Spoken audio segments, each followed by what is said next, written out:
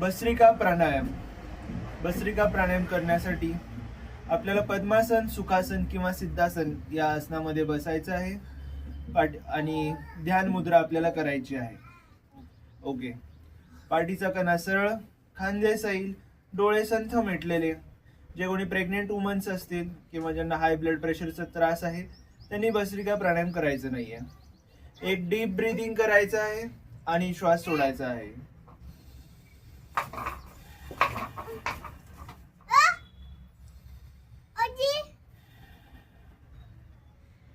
भस्त्रिका प्राणायाम साधारण आपण 15 ते 20 वेळा भस्त्रिका प्राणायाम बिगनर स्टेज मध्ये करू शकतो.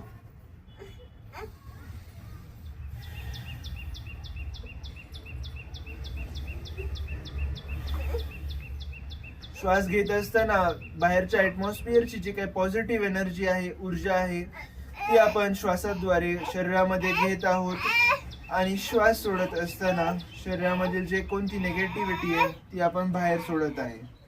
भस्त्रिका प्राणायाम.